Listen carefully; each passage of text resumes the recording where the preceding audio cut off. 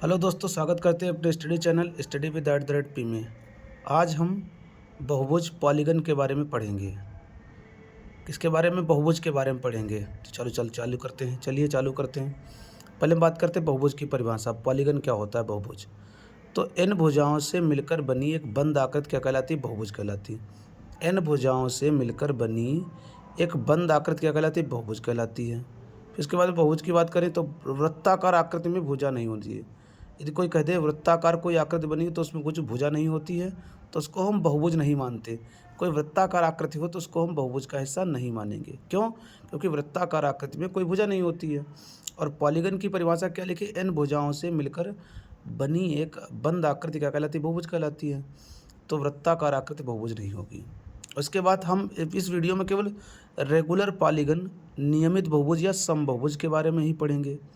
अच्छा, नियमित बहुभुज या पॉलीगन होता क्या है? वो रेगुलर पॉलीगन होता क्या है? जिसकी सभी साइड इक्वल हों वो क्या कहलाएगा? रेगुलर पॉलीगन कहलाएगा, समबहुभुज कहलाएगा। अर्थात n बराबर मतलब n इसकी 3 भुजाएं, n बराबर 3 का मतलब इसमें 3 भुजाएं तो उसको हम क्या कहेंगे? त्रिभुज। n बराबर 4 जिसकी 4 भुजाएं उसको हम क्या कहेंगे? वर्ग।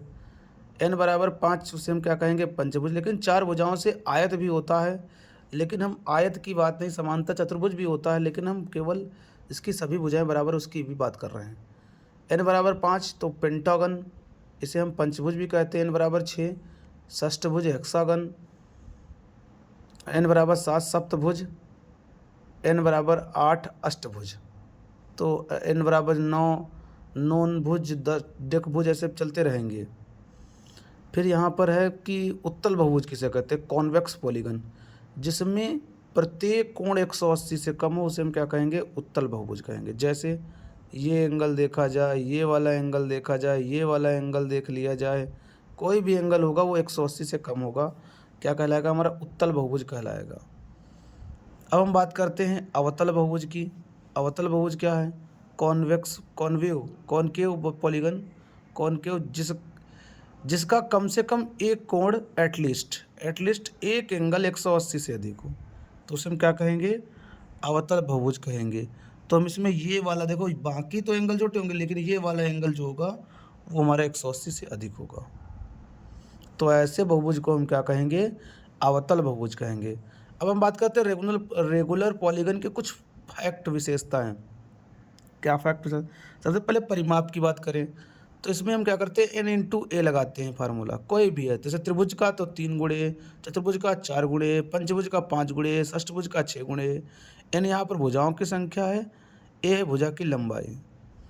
उसके बाद में फिर बात करते हैं यदि सभी आंतरिक कोणों का योग निकालना हो तो फार्मूला क्या लगाएंगे? 2n माइनस 4 इंटू 90, या यहाँ से 2 कॉमन ले लो। 2 कॉमन लेंगे तो n माइनस 2 गुणे 180, वही तो 2 कॉमन होगा, 90 से गुणा हो जाएगी, 90 में 2 कॉमन की तो हो जाएगा 180। ठीक। उसके बाद में यदि प्रत्येक आंतरिक कोण निकालना हो तो क्या फार्मूला लगाएंगे?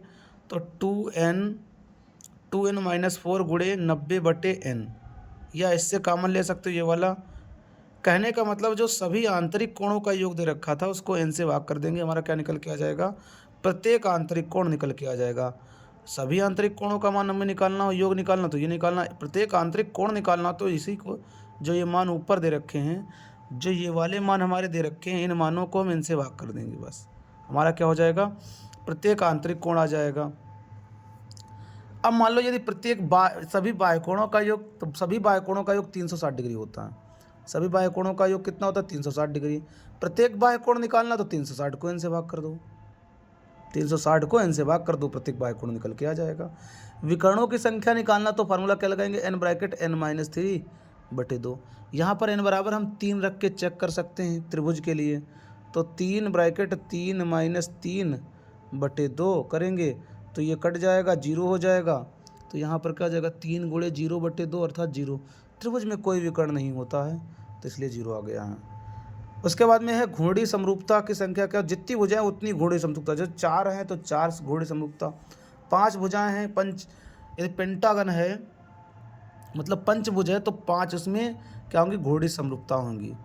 उसके बाद में फिर कहा है प्रत्येक बाह्य कोण और प्रत्येक आंतरिक कोण का योग कितना होता है? 180 अंश होता है। और सभी बाह्य कोणों का योग 360, लेकिन प्रत्येक बाह्य कोण प्रत्येक आंतरिक कोणों का योग 180 अंश होता है। फिर हम क्षेत्रफल की बात करते हैं, फैक्ट नंबर 7 है। तो फार्मूला क्या लगाते हैं, 1/2 गुणे परिमाप गुणे केंद्र से भुजा पर डाला गया लंब। इसका मतलब क्या है इस सूत्र का, इससे हम सभी फार्मूले ज्ञात कर सकते हैं क्षेत्रफल के, पॉलीगन के। जैसे हमें ये हमारा हेक्सागन दे रखा है, समचतुर्भुज का क्षेत्रफल निकालना है, तो कैसे निकालोगे, प्रत्येक भुजा तो ए है हमारी, परिमाप तो इसका क्या हो जाएगा 6 से, ये लिख दिया 6 से। फिर कहा है केंद्र से भुजा पर डाला गया लंब, केंद्र ये है, ये कोई भुजा इस पर लंब डाल दो, तो ये लंब की दूरी हम कैसे निकालेंगे, तो ये त्रिभुज हो गया, समबाहु त्रिभुज, तो इसका हो जाएगा √3/2 गुणे भुजा, √3/2 गुणे भुजा हो जाएगा। इसका जो ये लंब की लंबाई निकालना होगा तो क्या हो जाएगा, √3/2 गुणे भुजा। कैलकुलेशन कर लोगे इसका तो ये वाला मान हमारा आ जाएगा।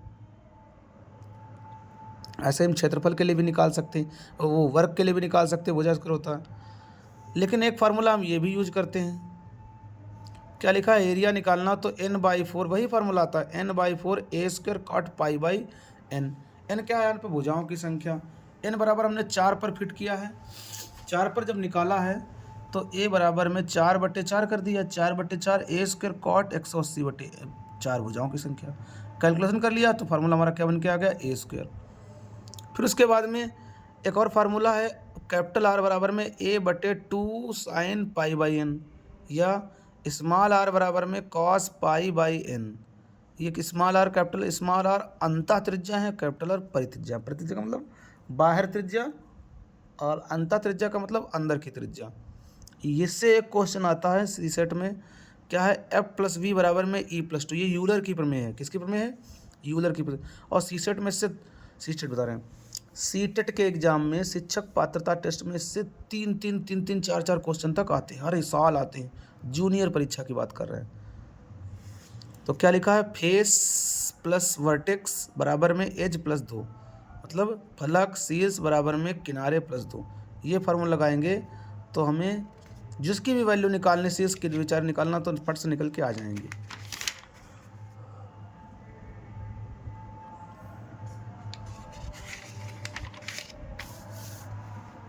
तो फिर से वीडियो को देख लीजिए,